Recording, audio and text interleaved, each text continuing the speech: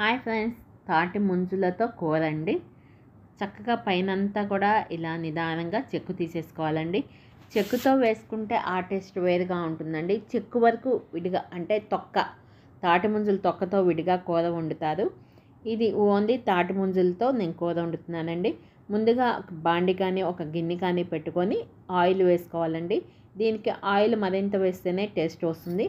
కరివేపాకు వేసుకొని సన్నగా కట్ చేసి పెట్టుకున్న ఉల్లిపాయ ముక్కలు అలాగే పచ్చిమిర్చి ముక్కలు కూడా వేసుకొని కొంచెం వేగిన తర్వాత టమాటా ముక్కలు కూడా వేసుకొని వేపుకోవాలండి. టేస్ట్కి సరిపడా సాల్ట్ వేసుకోవాలి.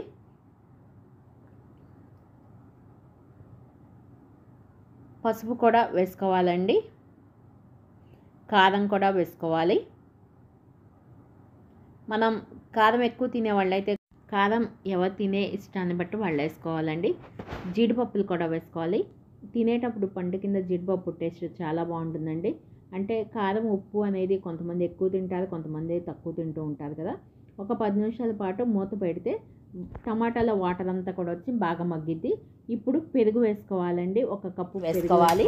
పావు కప్పు పెరుగు వేసుకొని కొంచెం ఉడికిన తర్వాత ముంజులు కట్ చేసిన తర్వాత ఉన్న ముక్కలు తాటి ముంజుల ముక్కలు కూడా వేసుకొని కలబెట్టుకోవాలండి. ఇష్టం లేని వాళ్ళు పెరుగు స్కిప్ చేసేయచ్చండి. తాటి ముంజులు కూడా వేసుకున్న తర్వాత ఒక 10 నిమిషాల పాటు మూత పెట్టి మగ్గనివ్వాలి. ఇదిగోండి మగ్గిపోయింది. ఇప్పుడు కొత్తిమీర వేసుకొని గార్నిష్ చేసుకొని ఒక్క నిమిషం అలా ఉంచి మూత పెట్టేసి కలిపేసుకొని మనం క్లోజ్ చేసుకోవాలి. ఇప్పుడు సర్వ్ చేసుకోవచ్చండి.